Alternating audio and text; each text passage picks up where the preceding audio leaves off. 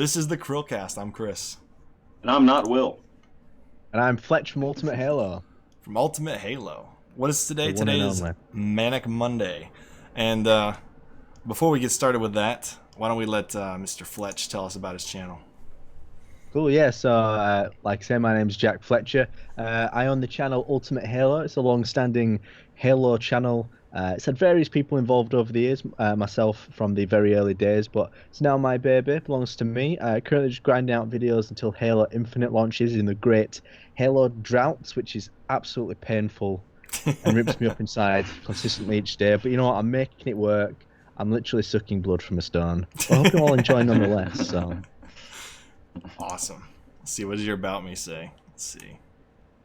Ultimate Halo brings you Halo Infinite news, Halo 5 Guardians news, Halo War 2 news, Halo gameplay, Machinima plus all... Machinima? Huh? We did once upon. I probably need to update that if I'm honest with you. That's been there for like 3 years. The last time I looked at one of these About Me's on somebody, I think it was RGT85, and like his links didn't even work anymore.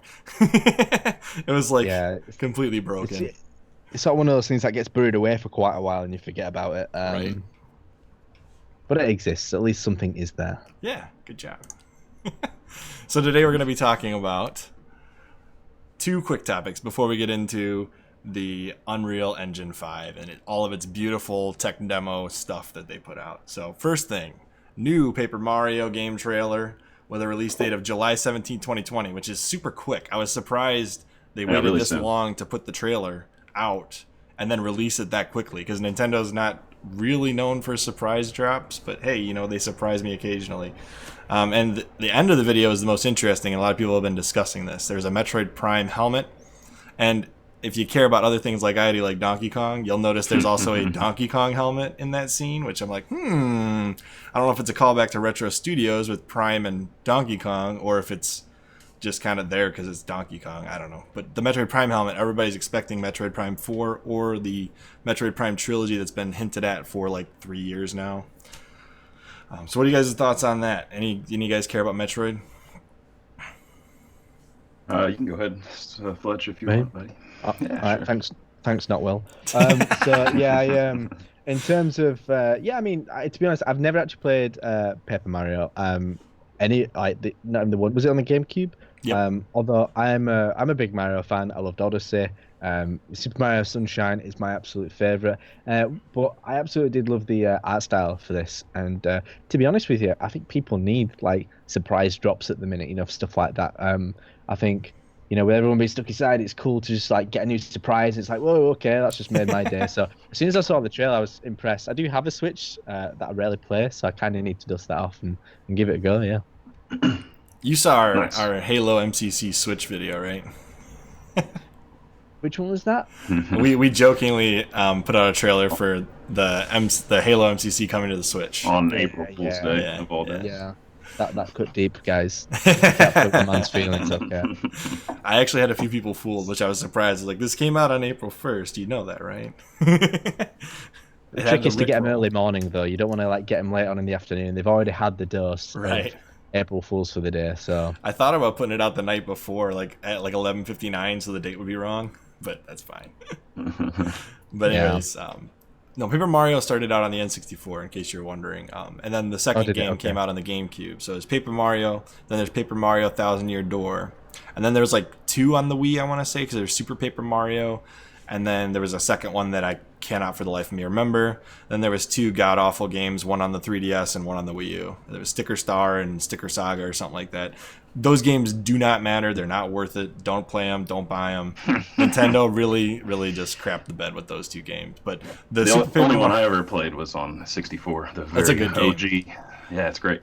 It was so a lot of people were expecting when the first one came out that it was going to be a lot like Super Mario Legend of the Seven Stars, which is like a SquareSoft Nintendo combination game where it was like a Final Fantasy mixed with Mario characters.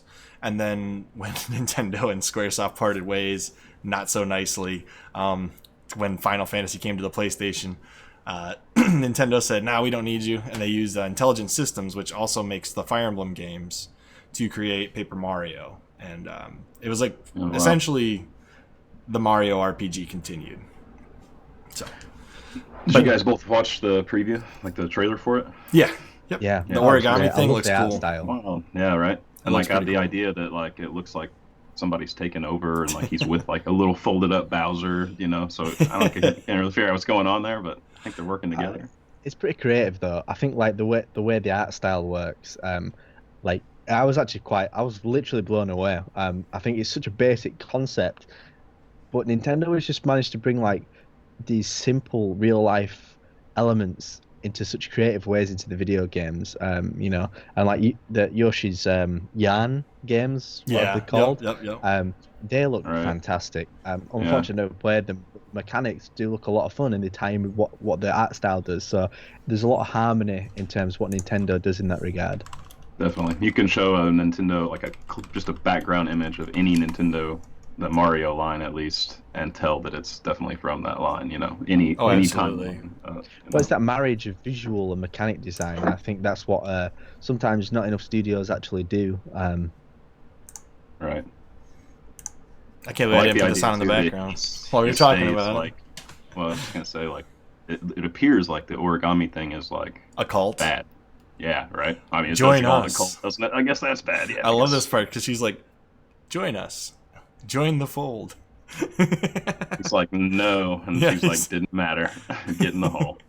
Yeah. See, Bowser is folded up. What is that? Well, you know they Yeah. did this folding thing back in, I think, Super Paper Mario and maybe the Thousand Year Door. They did something with it. It might have been Super Paper Mario only because Mario could like fold himself up into a plane and fly across the map. Yeah, He had like okay. different powers like that. I can't remember if that was Thousand Year Door though. If that was Super Paper Mario. I played the 3 good ones. I played the one on the 64, the GameCube, and Super Paper Mario. I'm excited though. Yeah, just look at that town. Like that town looks amazing. It looks like, cool. It looks Yeah. cool. The I paper just think that element, like the actual folding will just be an absolute nightmare to animate. Like I don't know like where you begin with stuff like that. I imagine Miyamoto's there with like a design document saying stuff that sounds cool, and the designers are sat in a room just like breaking down into tears. But you got to do what Miyamoto says, man. That dude's a legend. Oh yeah. So I find it really interesting as far as the aesthetic for this game. But what I found even more interesting is that Sony continues to rip off Marvel heroes for their logos. I don't know if you remember this, but the PS3 had the Spider-Man font. Yeah. The original PS3, because they changed it like 6 Right. times. But PlayStation is now using a Marvel font style logo. So PlayStation 5 Marvel logo. Let's see, where the heck is this thing? There it is. It's I'm sorry, opening animation for the PlayStation Studio. Yeah. I'm sorry, I misspoke. But this is it right here. It's coming in. It's got like, see, I like when I saw this, I was like, this is Marvel. And then I read it. Oh yeah, it is literally Marvel. They literally used the Marvel intro style to make the new In logo. fairness, Microsoft did something pretty much the same prior to this with Microsoft, well, Xbox Game Studios, Yeah. as well. So, but yeah, I think it feels more egregious when a set of studios do it for a long-running track record. I understand it with the PlayStation 3 because obviously Sony held the rights for the Spider-Man films at the time. They still do. Do they? Yeah, they to partner with Disney to let Disney use them, but they still technically own the rights to Okay. Spider-Man. Yeah, I'm kind of out of the loop with Marvel, if I'm honest. I haven't watched any of the Avengers. Please don't hate me. I don't hate you. I don't watch them either. Okay, good. Because I get a lot of hate for the films I haven't watched. So Will has watched them all. I think. I just use him as my resource. And I'm not Will, so Nope. seen one. So Not a huge buff. the other thing that's funny, we talked about this with Luke. Technically, it's funny because like I'm making fun of Sony for ripping off Marvel, but Microsoft is literally ripping off the Xperia Play. Oh really? Yeah, you haven't seen this yet? I don't think so. Look at this. That Series X logo, it looks a lot like the Xperia logo. Like the Sony Xperia logo looks like that. So Microsoft is ripping off Sony, basically. Let's see, Sony Xperia.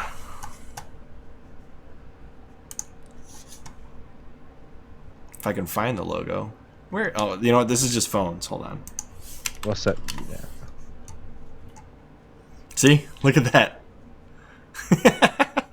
Yeah, yeah, I see it. Interesting. Although in Microsoft's defense, I think there's only so many things you can do with the letter X. This is true. So, yeah. But I do think the Series X logo still looks cool. I mean, I don't think the X is like the predominant visual aspect of the Xperia logo.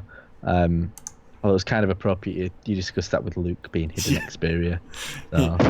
He's supposedly going to be debunking whether Microsoft is using his name to come up with their logos. So we'll find out. We'll find out in one of his next episodes. Potential lawsuit on his hands. Right? Anyways, so with the 2 quick topics out of the way. Unreal Engine 5. Did you guys watch that PS5 tech demo? Did. Yeah. I guarantee you the reason why this happened is because Sony's getting nervous because they haven't put anything out there yet. So you're like, hey, Epic Games, you think you could debut this thing on the PS5 instead of the Xbox Series X? Probably what happened. I mean, to be honest, I don't personally think like they're nervous about it. In fact, I actually think Sony will be quite confident. I think there's like a level of confidence when you're, on top of the gaming market. But also with confidence comes, you become a bit complacent at the same time, much like Microsoft did on the Xbox One side of things, especially in terms of the pricing. Or the PS3. Yeah, well, yeah. But nonetheless, I think this does look fantastic. I mean, it looks great. I mean, I think for developers coming into a new sort of generation of consoles, legacy engines can be an absolute nightmare to develop for. They might run well, especially because architectures for consoles are now more PC-like. It's much more easy to develop games universally across multiple platforms than it ever has been. But still, those legacy systems can be a nightmare. They're talking about how much this is going to like speed up production too. I mean, because you can edit in real time. It's not just like a finished product making things look better. It's like a production-wise, like this should be, this they're really talking about that light bounce. And oh my god, like billions of triangles in that one shot. They said up to 1 billion, I think. I can't remember. It's gonna have like variable rendering within the engine, which is kind of unheard of, I guess, from what I understand, because normally they put the onus on the developer to develop the way that works or how it interacts with the graphics processor. Well, they're saying this is going to happen with the graphics processor within the engine, so like you don't have to do any of that type of variable scaling. The engine will handle that for you based on the hardware. So scale up and scale down depending on what PC hardware you have. Or yes, they're talking about PS5. The sound too. I don't know if you planned on talking about that too, but apparently they for these effects, they would go to like caves and measure what the sounds that bounced off the walls sounded like. Wow. Yeah, I mean, it's insane. The reverb, everything is. They said the audio is, a big part of this preview as well too. I mean, with anything really, I suppose. Like, I mean, think about a Halo game without great audio, great music. It's not even half of the experience that it should be. So I think, I mean, much like I said with Mario earlier, like how things are harmoniously developed together, design-wise, it's the same with any game when it comes to audio, visuals, and mechanics. And they're really stressing that in this promo too. I mean, they start with an artist and a writer like together, to introduce this. It's like they're really talking about how much that's important, and you could tell that transfers. Like games that don't do that, you feel like you can tell too. And that historically has always been a really hard part of video games, is you're getting designers, artists, coders, and writers all together in one room and having them agree on so many things. The writer might be saying, "Oh, this is a really cool idea for the game. I want to write this into the top, into the story. I want you to visit this place and it's going to look like this." But the artist and the coder might be like, "Nah, that's not possible." Right. But whereas those barriers are slowly through generations are getting reduced, and then it's just about developers changing the workflows to be able to accommodate for that. This game looks heavily inspired by Tomb Raider. Yeah, I thought that. I thought it was Tomb Raider at first. Not even kidding. Definitely not. No, because there's no way that Epic Games would be allowed to debut Tomb Raider. Right. It's just hilarious to me. Can you guess what the first AAA title to use Unreal Engine 5 is going to be? Fortnite. Yep. Not even a question. That is definitely going to be the first one. I mean, to me, it kind of feels redundant having Fortnite as the first game because, like, artistically, it's not supposed to be this thing that's supposed to rock your world like this is right now. It's supposed to be. It's just an artistic, cartoony looking game. And don't get me wrong, there are areas and times where Fortnite does look great, but you know, I don't think it's really a proper showcase for what the engine can do. But we could be wrong. They could absolutely flip things up and go wild with it, and who knows what we'll see. I think the point of moving Fortnite to Unreal Engine 5 is the scalability factor. I mean, then you can get Fortnite running better on everything, because supposedly the Unreal Engine 5 will be some kind of backwards compatible with old games. So I'm not really sure. Like a big issue with Fortnite is the rendering, how it's exactly like things pop up out of nowhere, and with this they're saying that wouldn't be an issue at exactly all. So they want to move it to this engine so that as they move Fortnite to more platforms, it'll run better. But I agree with you. It should be like Skyrim or something they put it on. Something an epic landscape. I guess like with games getting bigger as well in terms of scale. You know, I mean, Fortnite wasn't necessarily designed to be a or what you call it, battle royale. A battle royale. So you know, they didn't expect the scale of the levels to be at the level that they were. So you know, maybe the engine wasn't optimized for that in the first place, but maybe Unreal 5 is the perfect opportunity, really. So the other thing I want to talk about is like, so Halo 5, that was a brand new engine, correct? Or was it just modified off the Halo 4 engine? In theory, all Halo engines share the same skeleton. That's what I thought. Same with Halo 5. Halo 5 was no exception. Halo Infinite will share some skeleton of Combat Evolved still. They're all still off the original Blam engine, but Infinite has taken it to an extraordinarily new level, like in terms of to what degree that they've gutted the engine out. So in theory, enough has changed for them to be able to justify it and call it a brand new engine compared to any other Halo game. Well, of course, you're going to reuse some elements of engines because you don't have to reinvent the wheel necessarily.